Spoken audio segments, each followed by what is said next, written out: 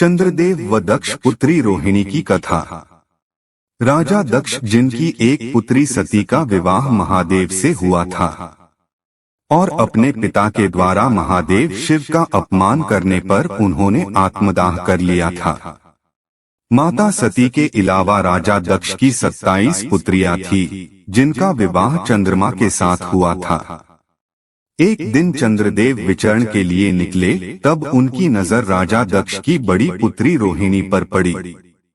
उनको देखते ही चंद्रमा का मन रोहिणी पर आसक्त हो गया। दूसरी ओर चंद्रमा के तेज व सुंदरता को देखकर वहां खड़ी राजा दक्ष की 27 पुत्रियों का मन भी उन पर आ गया था। जब चंद्रदेव को भी इस बात का ज्ञान हुआ कि रोहिणी व उसकी अन्य बहनें भी उनसे प्रेम में आसक्त हैं, तो वे बिना देरी किए राजा दक्ष के पास गए और उनकी 27 पुत्रियों से विवाह का प्रस्ताव उनके सामने रख दिया।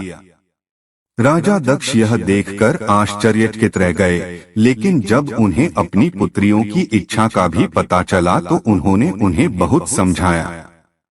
दक्ष के समझाने के बाद भी जब उनकी पुत्रियों ने चंद्रमा से ही विवाह करवाने को कहा, तो महाराज दक्ष ने भी हामी भर दी। इसके बाद चंद्रदेव का राजा दक्ष की 27 पुत्रियों के साथ विवाह हो गया। उसके बाद सभी 27 पुत्रियां चंद्रदेव के साथ चंद्रलोक के लिए चली गई। चंद्रमा की 27 पत्नियां कोई और नहीं बल्कि 27 नक्षत्र हैं। इसलिए उनकी पत्नियों के नाम पर ही 27 नक्षत्रों के नाम पड़े, जिन्हें हम जानते हैं।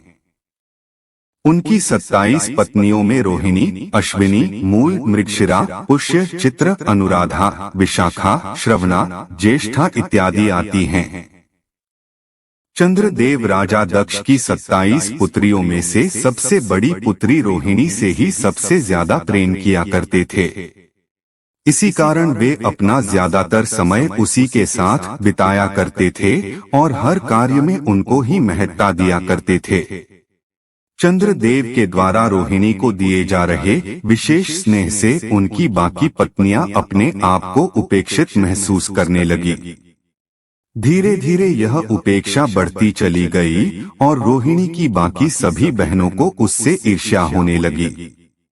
चंद्रमा के द्वारा उनके साथ किया जा रहा यह व्यवहार उन्हें सहन नहीं हुआ और वे सभी पुनः अपने पिता राजा दक्ष के पास चली गई। राजा दक्ष अपनी सभी पुत्रियों के इस प्रकार अचानक आगमन से चौंक गए और उनसे इसका कारण पूछा। तब सभी ने अपने पिता के सामने पूरी बात बेझिझक बता दी और इसका समाधान निकालने को कहा। यह सुनकर राजा दक्ष चंद्रमा से मिलने गए और उन्हें ऐसा न करने की सलाह दी। चंद्रमा ने दक्ष की बातों को ध्यानपूर्वक सुना और आगे से ऐसा न करने को कहा, लेकिन फिर भी उन्होंने रोहिणी के प्रति अपने विशेष स्नेह को नहीं छोड़ा। जब राजा दक्ष को चंद्रमा के द्वारा अपनी बात की अवहेलना किए जाने के बारे में पता चला तो वे अत्यंत क्रोधित हो उठे। उसी क्रोध में उन्होंने चंद्रमा को श्राप दिया कि तुम्हें अपने जिस रंगरूप और तेज पर इतना अभिमान है, वह अब नहीं रहेगा। राजा दक्ष के द्वारा चंद्रमा को क्षय रोग से पीड़ित रहने का श्राप मिला, जिस कारण चंद्रमा का तेज हमेशा के लिए चला गया। अब चंद्रदेव के पास ना तो सुंदरता बची थी और ना ही पहले जैसा तेज। जब बाकी देवी देवताओं को राजा दक्ष के द्वारा चंद्रदेव को दिए गए श्राप का ज्ञान हुआ तो उन्हें चिंता होने लगी कि बिना चंद्रदेव के तेज से पृथ्वी पर संकट उत्पन्न हो जाएगा। इसलिए वे सभी भगवान ब्रह्मा के पास गए और इसका कुछ उपाय बताने को कहा। भगवान ब्रह्मा ने चंद्रदेव को बताया कि उन्हें क्षय रोग से मुक्ति केवल भगवान शिव ही दे सकते हैं। इसलिए उन्हें शिव की तपस्या करनी चाहिए और उनकी प्रसन्नता के उपाय करने चाहिए। इसके लिए उन्होंने एक शिवलिंग की स्थापना करने को भी कहा। मान्यता है कि 12 ज्योतिर्लिंग में सर्वप्रथम ज्योतिर्लिंग सोमनाथ की स्थापना चंद्रदेव के द्वारा ही की गई थी। भगवान शिव को प्रसन्न करने के लिए उन्होंने ही गुजरात में सोमनाथ ज्योतिर्लिंग की स्थापना की थी।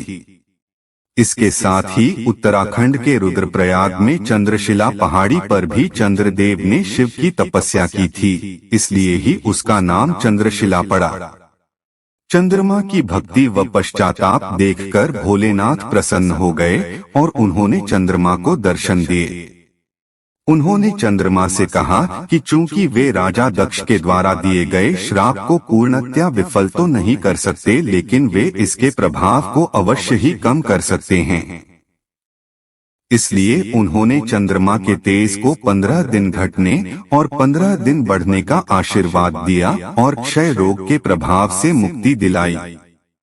इसी कारण आज तक कृष्ण पक्ष में चंद्रमा का तेज लगातार 15 दिनों तक घटता जाता है और अमावस्या को यह तेज पूर्णतया समाप्त हो जाता है और फिर शुक्ल पक्ष में यह तेज 15 दिनों तक बढ़ता जाता है और पूर्णिमा के दिन अपने शिखर पर होता है। इसके साथ ही भगवान शिव ने चंद्रमा को अपनी जटाओं में धारण कर उनके मान सम्मान में वृद्धि की।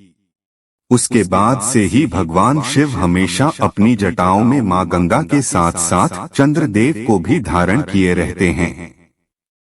तो यह थी चंद्रदेव और उनकी 27 पत्नियों की कहानी। ऐसे ही धार्मिक कहानियां देखने के लिए हमारे चैनल को सब्सक्राइब करें और बेल आइकन को जरूर दबाएं ताकि आने वाले वीडियो के नोटिफिकेशन आपको समय पर मिल जाए।